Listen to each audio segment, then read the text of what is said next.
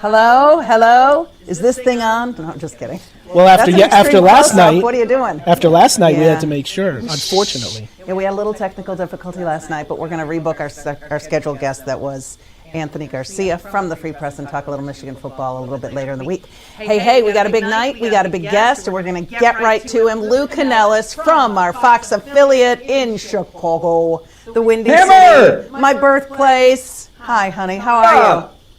So happy to have you on here. I heard you were here with Miller before. I didn't know that I was the second one to tag you for this, but thanks for joining us. Yeah, you're second fiddle. Sorry. Yeah, that's all right. Oh, that's all right. By the way, this is like the Lou Canellis hour on Fox 2, because we have this show, and then First and North is on at 7:30. Oh yeah. And it's going to be so much Lou that the people here aren't going to know what to do. Hey Lou, I've got plenty of friends in Michigan. Yes, you do. And I want you to just give a brief little synopsis, if you will, for mostly the three guys in this room. Whoever else too is watching on the Zoom meeting, and there you see the QR code and everything. You can jump in and join us. But tell my dear friends that I've worked with here at Fox 2 for 20 plus years how you and I first met. We met at CLTV, right? No. Ooh. Where was the first spot? PIA Radio Sports, buddy. Oh my gosh, you're right. With the dirty dog Conrad Dobler. Yeah, we had a radio syndication company that we worked for called PIA Radio Sports. Yeah. Actually, Dan Miller, I think at that time, was at Westwood One. He was. With Larry Michael, and both radio syndication companies, were the college football network radio business. Really? Isn't that crazy? Well, and you know what? Dan would remember great Dobler stories, but and I. He was unbelievable. He scared the hell out of me every time I saw him, but he was so much fun. He was so much fun. He was a very intimidating presence, one of those dudes that you just had to fully respect. So let me ask you this, Lou, just off the hop. You have gone from 5-12 to 11-5 in the city of Chicago, and I know how that city loves their Bears and loves football. What has it been like covering this team this season? It's incredible. I mean, listen, I've been doing Bears Game Day and Bears Game Night Live for 20 years now here at Fox. First 4 years, I was an employee of the Bears, and then Fox brought me on as a full-time employee. So I've been covering bad football for 2 decades. We know what that's like. I was going to say, we know what it's like. You guys do. If anyone can feel my pain, it's you guys. And here's the reality. No one expected it this fast. I mean, everyone was really happy with the Johnson hire because he was the most coveted coach out there available for a head coaching position. And it's just so not Bears-like to go out and get the number one target for every team out there. But they ponied up, and I want to credit Kevin Warren, the president of the team, for, I think, convincing ownership that we need to make the investment in a guy, a leader like Ben Johnson, to reach that pinnacle that you guys want to reach, and not always go out and hire coaches who, were nice defensive coordinators in Indianapolis or had success under Andy Reid and Kansas City. Let's go out and make a statement now. John Fox, who was at the end of his career, who could have given two hoots about the Bears. They went out and they got the best coach available, unfortunately at your expense, and he's been terrific. I mean, people felt like this team would turn it around, but I kept telling people, listen to what the man said at the beginning of the season. And Ben Johnson told us, if not once, twice, 5, 10 times at training camp, my team will be playing its best football in December. No one thought they'd have 7, 8 wins under their belt going into December, but we all anticipated Caleb Williams would put it together in the offensive line and the running game by December. And sure enough, it came together a lot quicker than everyone thought. And wow, it's been a hell of a ride. Yeah, and Caleb really has put it together. 25 TDs, 6 interceptions. He just looks more poised. How much of that is the Ben Johnson effect? Obviously, the offensive line improvements and upgrades has something to do with that. Where do you see just where he's made the biggest leap this year, Lou? Well, I don't know if you saw Sunday's game. I don't know if any of you guys saw Sunday's game. but I thought that was Caleb's best game throwing from the pocket. He was calm, collective, looking downfield, going through his progressions, wasn't tucking and running at every given opportunity. He was really comfortable out there, and his numbers reflected that. The guy threw for 330 yards. He hadn't thrown for over 300 yards in a game this season. So I think it's all coming together. You know how they say the game is slowing down? It's slowing down for him. And I always remind people, Ben Johnson came in. This was not his type of quarterback. His type of quarterback was Jared Goff, all right, a guy who would sit in the pocket, quickly get the ball out to his playmakers, and let the Bears lead the league in yards after catch, like Detroit did. Mm-hmm. Now it works with a quarterback who's got these incredible athletic skills, who can't be brought down. I mean, you've got defensive ends at 280, far stronger than him, wrapping him up and realizing from the waist down, this guy's a beast. You can't bring him down. He's Josh Allen. And I think I give credit to Ben Johnson. I love Johnson because he's transparent with the media, thus he's transparent with the fans, and he admits when he's wrong. He admitted yesterday, listen, I hated my play calling when we had to settle for a field goal on Sunday. And I think that Ben's learned a lot working with a quarterback like Caleb Williams. And Caleb's learned a lot. He just said last week that at the beginning of training camp, he didn't think Ben Johnson liked him. And I tell people, listen, Ben Johnson wasn't brought in to make friends. Mm-hmm. Brought in, and I remember Dan Miller, guys. Dan and I were at the owners' meetings in Palm Beach in March. Tough work if you can get it. Yeah. And I asked Dan at that time, because I was doing a sit-down. I did a sit-down one-on-one with George McCaskey, team owner, team president Kevin Warren, team GM Ryan Poles, and Ben Johnson. I had never talked to Ben, and I said, Dan, what am I, prepare me. What kind of guy is he? And he said, listen, great coach, intense. That's all I'll say, intense. And I turned off the mic and the camera, and I told him about, and you guys got to realize, I was friends with Matt Eberflus. Flus was my guy, on the football field, at Hallis Hall, and away from the football field. And I felt horrible for him because his players walked all over him. And he's a good man, all right? He's a real good man, good trusting man, too trusting to be a head coach. And I got the feeling that there'd be none of that under Ben Johnson after I talked to him. It was his show. He had the 5-year deal for $13 million a season, and if guys didn't like it, they could get the hell out. Yeah. So, Lou, a little over a year ago, Jen was doing First and North over in the corner here, and I poked my head in wearing my Washington Commanders hat. Oh, it's you! After the Hail Mary game, and what is amazing to me is this year's Bears seem to be paralleling last year's Commanders. They got here quicker. They seem to have everything going their way. They're getting all the breaks. Now, a month or two ago, I would have thought the Bears were a little fraudulent. I do not think that at this time. I think they've proven themselves. However, they've been very, fortunate. They've gotten some breaks. My question would be, to you, how far do you think this Bears team can go? Can they do what the Commanders did last year, which is, win on the road? Now, they may not have to win on the road if they lock up until the NFC Championship game. But how far can they go? If you bet against them, you're a fool. And sometimes I mean that with all seriousness. I think they've proven that, hey, listen, there are times, and we've covered sports for a long time in our careers. For me, it's been 40 years. And there are times when a team is blessed with all the luck. And you're right. I mean, playing the Ravens without Lamar Jackson, the Bengals without Joe Burrow, Trey Hendrickson. I'm talking about games that they didn't need miracle finishes. They lost the Baltimore game. I'm talking about the football gods have been watching over the Bears. Didn't watch over them on Sunday. If they watched over him on Sunday, he would have had a little bit more mustard on that throw, and Jedi Walker would have come up with that pass. But I think you're a fool if you're going to bet against the Bears. They make their own breaks. You don't come up with 31 takeaways like they have for the season, and it's fool's gold. I mean, I really believe that that's part of Dennis Allen's defense.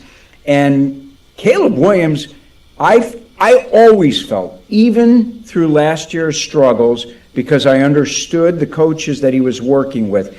And forget about me talking to coaches or players. I'll never forget that shot of Caleb sitting on the bench and Shane Waldron's trying to talk to him. And Caleb Williams is looking straight ahead. And you could see in his eyes he is saying to himself, there's nothing, Shane, you could tell me that makes sense because everything we've done has not worked.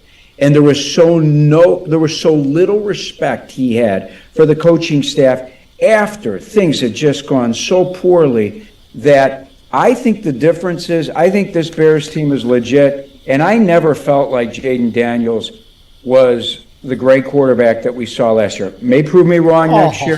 I'm not a Daniels fan. Right. I'm not. Caleb above. Would you have said this a year ago, though? I wonder. I did. Okay. I did. You know why? Guys, I saw the RJ Griffith story. Different, right? Completely different. Yeah, RG3 could not read defenses and throw the ball downfield. All he could do is run and do options. Let me get to this. No, I want this to be a Commanders show. Send your Commanders away. Come on. They beat the Lions last year. They effectively put the beginning of the end, the first nail in the coffin for the Lions.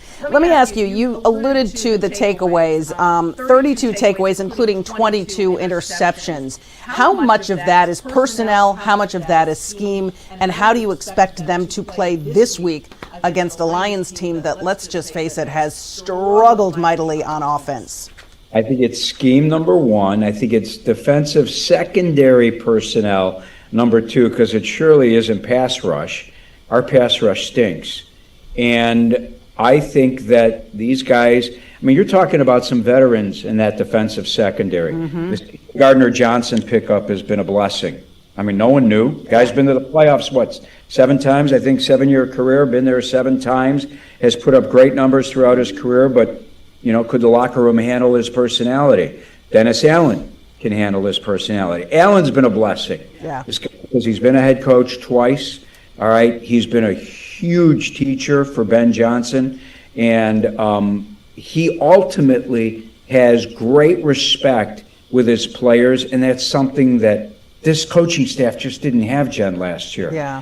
I just too many times I saw these players and I felt like, and I get it, listen, when you win, suddenly what the coach is preaching works. Hey, yeah, he's right, because we keep winning. And if the Bears were, 12 or 5 and 11 at this point instead of 11 and 5, maybe the players would feel differently. But I think it's been scheme number one and personnel number two, and I think that Jared Goff might have a heck of a time playing in the cold. Yes, he does. And potentially just sleet weather Sunday at Soldier Field in a game that's meaningless for the Lions, and where guys just say at some point, let's just wrap it up so I can go home for the season. You know, it's interesting. I did see the story that the 6-word answer that Ben Johnson gave was one everybody in Chicago wanted to hear. We're playing to win this week. Obviously, there's a ton still on the line for this Bears team. Oh, man. They win the number 2 seed, all right, then if the number 1 seed loses, you've got to get to the Super Bowl going through Chicago. Of course, they need to win their games. That's number 1. Number 2, you just played the Niners, and their offense shredded your defense. You're in week 16, so there's no change in personnel right now.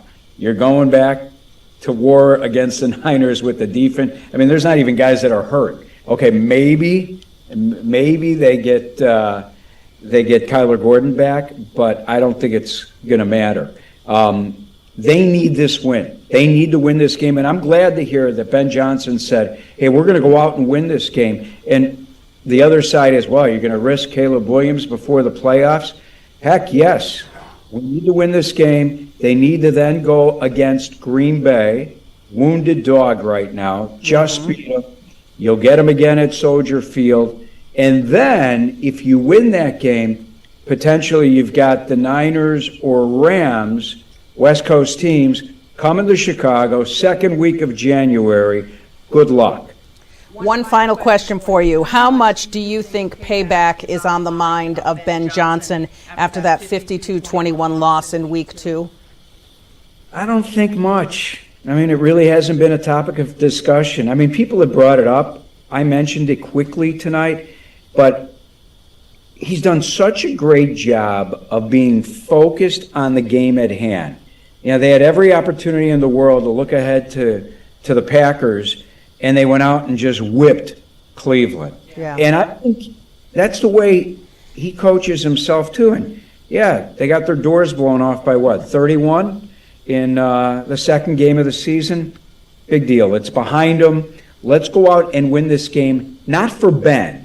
Let's go out and win this game for the Bears organization as we get set to go to the playoffs and hopefully host a wounded Packers team. And for Bears fans Yes. who've been to a playoff game in Chicago since 2018, and the last moment of that game in 2018 was the double doink loser. Yeah.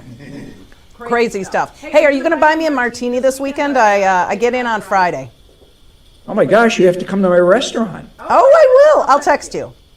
Call me, okay? I will. Thank you, Lou Canellis. Thanks, guys. One of my, I don't want to say oldest and dearest Chicago media brethren, but One of your favorites. one of my faves. We've been around the block together. Good to see you. Thank you for your time, and we'll see you in the Windy City Happy this New weekend. Year, guys. Yes, Happy New Same Year to to you you. as well. Lou Canellis, you'll see him coming up at the bottom of the hour on First and North. We got to hit a quick break, but then we're off to your Zoom calls after this. Stay with us on the Sports Office on this Tuesday night.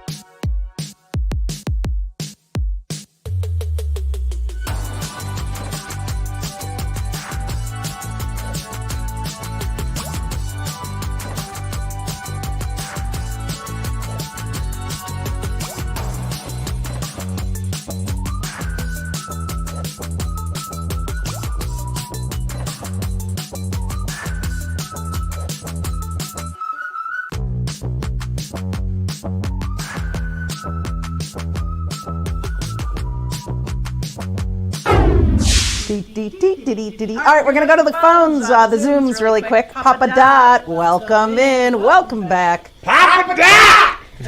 Happy New Year. Hey, Happy New Year. How are you tonight? You staying warm? Oh yeah, getting ready for tomorrow. What's going to happen in your world tomorrow? Tell me about New Year's Eve at the Dot household. No, they're not going to be here. Going to be at the resolution ball. Oh, very good. Nice. You'll see a lot of our Fox 2 our Fox 2 fams going to be there ringing it in. I hope to run into them. Oh, good.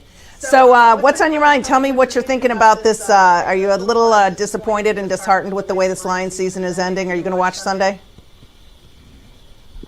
Yeah, I'm going to watch it, but you already know what the outcome going to be.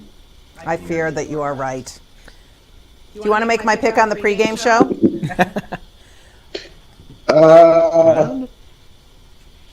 For the championship. I don't know what's going on in the pregame show. All right. Well, on the pregame show, the Bears are favored. I'm in position. I'm tied with Wojo to win the picks this year. So you think the Bears are going to win and cover the 2.5? Right now, we have it at 3.5. 3.5. Yeah. Yeah, I think the Bears going to win by 14. Okay, Bears by 14. Papa Dot, I think Ben Johnson's gonna very much enjoy trying to run it up. I do too. I really think that he wants revenge. Lou said he doesn't see that. Yeah, he wants revenge. Yeah. He wants revenge. We stumped him that first game. Yeah, He 52-21. won't face back. Yep. And you know what's funny? They always say revenge is a dish best served cold, and it will be cold in Chicago on Sunday. Look at And that. Jared Goff is probably going to struggle mightily, I hate to say. He choked out at the end of the season. Yeah. All right. Well, Papa Dot, you can watch our pregame show Sunday on Fox 2 at 10 a.m., and you will hear your pick from me at the end of the show, Bears by 14. Happy New Year. Enjoy your Wednesday night ringing in 2026. Thanks, Y'all Ben. enjoy y'all's. Thanks. All right. Take We're care. going to break. Back for quick closing thoughts and one more Zoom call on the Sports Office right after this.